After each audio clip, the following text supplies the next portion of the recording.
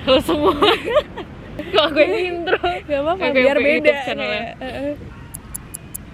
Hah? Ini beneran aku yang intro? Halo semuanya.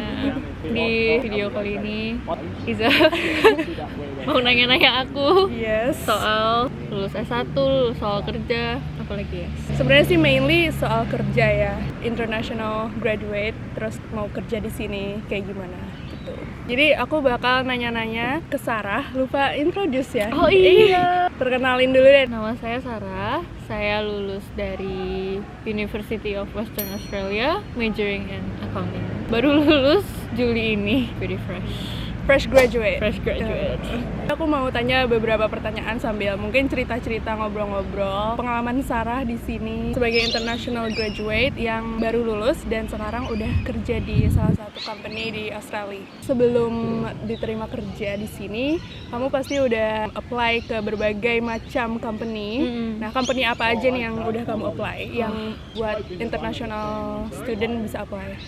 Aku apply lumayan banyak sih, Big Four ya pasti. Cuman dari Big Four itu aku bahkan cuma apply 2 karena waktu itu untuk EY atau Deloitte itu mereka butuh IELTS dan kebetulan aku pas itu belum ujiannya. Jadi aku cuma apply KPMG sama PwC, BDO, RSM, Grant Thornton, S&W Accountants, hampir semua small firm kayaknya aku apply juga. Berarti kalau visanya masih internasional gitu, banyak ya company yang nerima yang nggak harus PR atau citizen. Iya, jadi kalau kebanyakan company di sini itu selama kamu bisa membuktikan kalau kamu ini punya visa yang will allow you to work in Australia, mereka tuh bakal terima itu. Cara apply-nya gimana? Kayak dokumen apa aja yang perlu disiapin? Kalau aku sih kebanyakan cuman butuh paling CV, transkrip kuliah. Kalau IELTS enggak juga ya, kayaknya cuman beberapa company yang membutuhkan. Mereka juga bakal minta bukti visa sama paspor kalau di aku. Lumayan simple ya? Nggak Simple sih, macem-macem. iya. Prosesnya gimana pas udah apply? Apply terus di sini prosesnya mungkin lebih complicated, tapi kita biasanya dapat online assessment, terus lanjut ke online interview, and then kalau misalnya yang itu lolos, baru diundang ke physical interview. Dan ini kebanyakan emang rata-rata kayak gitu ya sama prosesnya? Iya, kurang lebih sama. Pengalaman kamu interview di sini kayak gimana tuh? Sejujurnya menurutku lebih simple ya, kayak mungkin nggak seformal itu, nggak banyak pertanyaan teknikal juga kalau selama ini yang aku lakuin interview. Jadi mereka itu lebih ke behavioral question. Jadi mungkin lebih nanyanya ke arah, oh kalau kamu lagi berhadapan sama konflik, gimana kamu ngatasinnya? Kalau lagi begini gimana gitu. Iya. Aku juga kayaknya pas waktu itu interview, sebelum interview tuh aku udah takut duluan kayak ini aku selama uni aku kayak merasa knowledge aku belum banyak, jadi takutnya pas interview bakal ditanya tentang service lainnya gitu. Tapi ternyata lebih ke yaitu behavioral question, kayak mereka ngasih tahu kalau ada situasi kayak gini kamu ngadepinnya gimana, kalau tim kamu kayak gini-gini, terus atau klien kamu kayak gini, terus kamu gimana responnya gitu. Di sini apa ya, nggak begitu formal ya, sama walaupun sama partner, manager, tapi kayak ngobrol biasa gitu. Program apa aja yang bisa international student apply? Kalau sejauh ini yang aku tahu itu kebetulan cuman intern sama graduate. Kalau soal undergraduate itu biasanya mereka nyarinya tuh dari intern. Jadi intern dulu, and then kalau belum lulus biasanya ditawarin posisi undergraduate. Nanti baru graduate. Qualification-nya tuh cuma ini aja ya, bachelor gitu, kayak bachelor degree, atau ada kualifikasi yang lain? Mungkin kalau buat kita international student sih lebih ke ya bachelor degree, bukti kalau emang visanya valid untuk bekerja di sini juga. Kalau Inggris sih nggak seberapa dilihat karena mungkin in my case karena aku lulus juga dari universitas lokal di sini, jadi mungkin nganggapnya udah bisa Inggris. Di sini tuh nggak seberapa ketat. Mungkin kalau di Indonesia kan lebih harus minimum GPA segini. terus ada minimum pengalaman berapa Berapa tahun gitu. ya, benar. Di sini enggak sih, Enggak. jadi kayak apply aja. Iya. Kalau hoki dapat. Dapat, iya. Kayaknya ya menurut aku asal kamu bisa pas interview tuh bisa ngomongnya, Iya, bisa benar, jawabnya, benar. kayaknya most likely bakal dapat offer. Benar. Jadi nggak yang harus nilai transkrip kamu bagus, high distinction semua gitu, atau ya GPA-nya di atas berapa gitu. Nggak juga sih, kayaknya nggak begitu dilihat ya nilai. Iya, Jadi benar. pas kamu apply itu visanya visa apa? Pas apply itu visaku masih visa student. Kan kalau di sini kita dapat namanya graduate visa yang berlaku selama 2 tahun. Kalau nggak salah 2 tahun itu nanti baru pindah setelah student visanya habis. Tapi bisa apply pakai student visa. Kamu tuh apply gitu karena kamu lulusan univ lokal ya. Kalau lulusan dari Indo atau lulusan di luar Australia bisa apply nggak sih? Sebenarnya bisa selama kamu ada valid visa untuk bekerja di sini. Mau itu student, mau itu WHV, mau apapun itulah, Ya. baru mereka consider di sini. Kan kamu ini pernah intern di Indo juga kan, sebagai auditor juga ya. Iya. Perbedaannya nih, mungkin ada culture shock atau perbedaan signifikan yang kamu alamin di Indo sama di sini apa aja? Kita nggak nyebut nama perusahaan ya? Nggak nyebut merek. Tapi kalau menurutku perbedaan paling gede itu mungkin waktu lemburnya. Oke. Kayaknya kalau di sini itu kamu as a graduate gitu sangat tidak diekspektasi untuk lembur. Benar. Biasanya jam 5 udah pulang. pulang tinggal. Dulu pas intern juga pulangnya bisa sampai jam 10 sampai jam 11 gitu pas lagi busy season. Walaupun intern di Indo tetap lembur ya. Iya, work life balance-nya lebih kerasa di sini. Kalau soal training lebih lengkap mungkin di sini. Dulu aku intern itu benar-benar hari pertama langsung Suruh kerja. silakan. Kalau di sini sih kayak kita dibimbing banget ya, Banget, bener-bener iya. kayak anak kecil baru lulus sekolah gitu, disuruh kerja kayak dibimbing dari awal. Kita juga nggak kaget dan nggak takut juga kan buat nanya. Benar. Kalau misalkan environment-nya, orang-orangnya atau workload-nya itu gimana bedanya? Kalau soal people sih dua-duanya mungkin sama ya.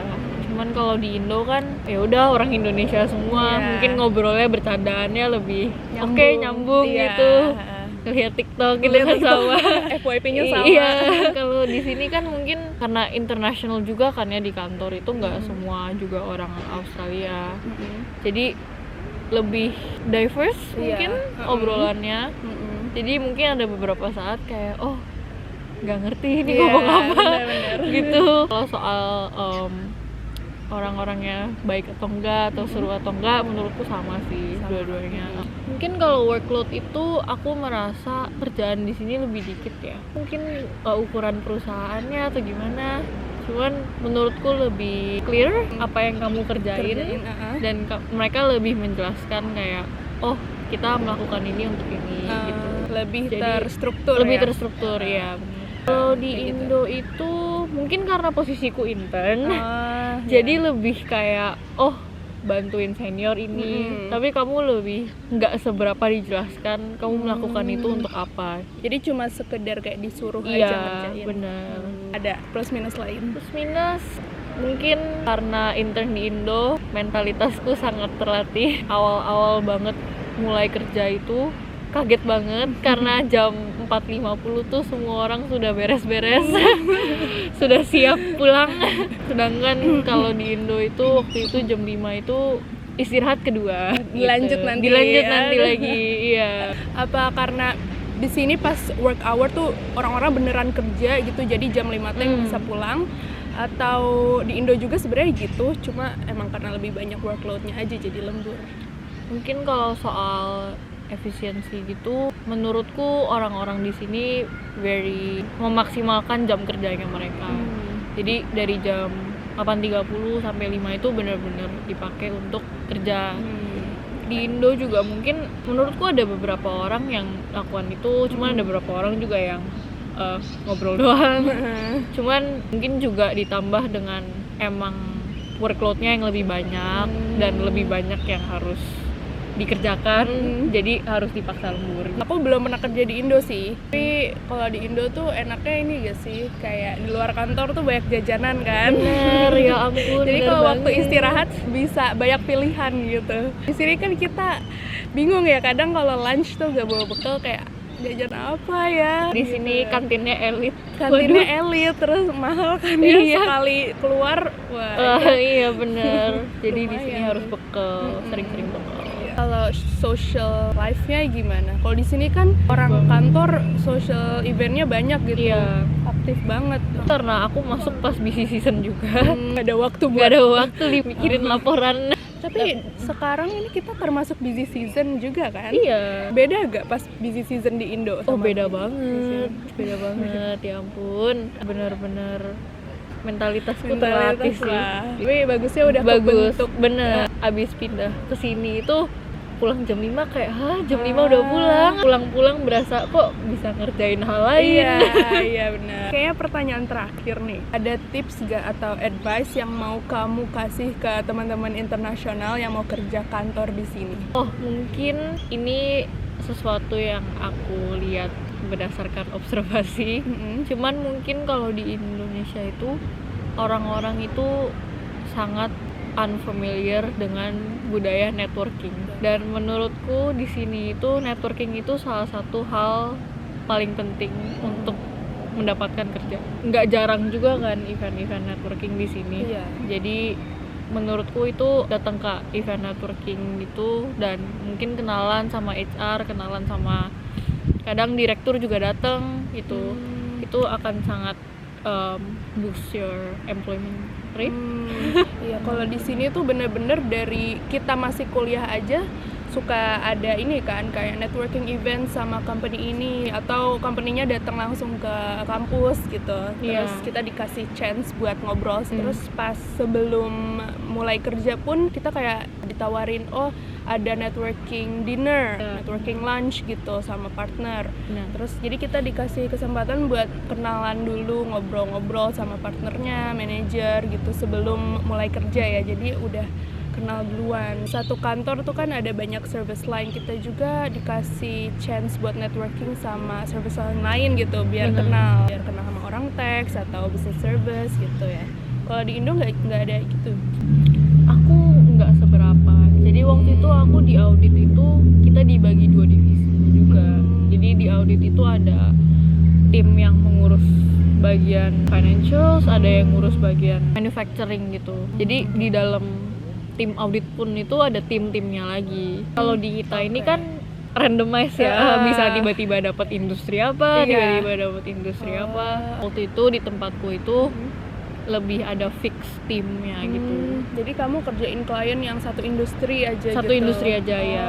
Kalau di sini kan bisa Macem-macem. mining, healthcare, real estate. Iya, random banget. Random banget.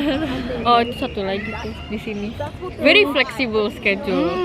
Itu poin Poin penting dah. poin penting sekali itu. Di sini bisa Fleksibel banget di sini. Terus cutinya juga oke banget, jatah cutinya. cuti kita banyak banget loh. Kan kita jenis leave kan banyak kan di sini. Jenis cutinya ada cuti sakit, cuti apa sih annual leave-nya, cuti banyak jenisnya By pokoknya. the way, di company kita dapat cuti ulang tahun 1 hari. Oh iya bener. Digaji. Digaji. Bener, itu aku mau mention lupa. Jadi di sini very flexible working, WFH-nya fleksibel, cutinya fleksibel. Pokoknya kita di sini itu annual leave itu yang dibayar itu 4 minggu per tahun. Unpaid itu unlimited. Kita ada sick leave, ada study leave kita. Orang-orang yang mau melanjutkan CA, CPA dapat study leave 3 hari ya per 2 unit. 2 hari untuk per unit. The compassionate leave, jadi kalau misalkan ada member keluarga yang passed away, waktu itu aku udah pakai compassionate leave 2 hari. Kita ada graduation leave juga. Ada graduation leave tapi Yang- unpaid ya. Paid. Oh, paid? Mereka baru mengimplementasikan Wah. itu di angkatanku ternyata. Pantesan pas aku kok nggak ada graduation Iya. leave. Berapa hari? 1 doang, pas hari graduation itu. Oke, enak banget ya. Iya. Terus ada, tapi kalau ini unpaid sih, cuti cultural leave gitu. Oh iya benar. Kayak misalkan lebaran atau acara culture religion apa gitu, kita dapat 3 hari unpaid leave. Terus di sini WFH-nya aku suka banget. Aku kemarin WFH alasannya sakit apa ya? Sakit pusing gak sih? Headache sama kakiku pegel. Gara-gara bersih-bersih. Kayak my leg is aching so bad. Terus sendiri aku kayak, oh sorry to hear that, I hope you feel better gitu-gitu. Iya, aku nggak enak, cuma ya emang beneran pegel guys, nggak bohong. Nggak bohong. Cuma ya tergantung, kalau harus ke klien ya kita nggak boleh WFH. Ya kamu kemarin WFH karena house inspection gitu. Iya, aku ada inspection. Itu boleh juga. Gak apa-apa. Selama alasannya valid, itu nggak apa-apa. Jangan WFH kayak, aduh aku mager ke kantor hari ini. Atau appointment juga bisa jadi alasan. Probation kita dibatalkan dulu. Apa? Kalau Banyak di terminate probationnya. Kalau alasannya mager ke kantor. Iya iyalah Jangan itu mah. langsung kayak, Itu halo mah. kita end the contract today. Oke, udah interviewnya. Terima kasih Sarah udah mau meluangin waktunya dan jawab pertanyaan-pertanyaan aku. Dan kalian kalau misalkan ada pertanyaan lain atau mau request apa topik lain, Biar diedit silahkan. ada kolom-kolom subscribe. Iya, silakan komen-komen dan jangan lupa subscribe yang belum. By the way, kita ini lagi di Hyde Park dan besok ini long weekend, hari Senin. Yeay, kita nggak usah masuk kerja. Hari weekend. Anyway, yaudah, makasih semuanya yang udah nonton. Thank you. See you di video selanjutnya. Bye. Pas Banget. Wah, Wah, ada apa ini? Gak tahu. Kayaknya mau nyanyi gak sih? Mau DJ tuh? Mau Ada DJ equipment gitu. Wah, pas banget nih. Kalau enggak berisik nanti. Iya, nanti kita interview sambil DJ. Oke, bye. Bye.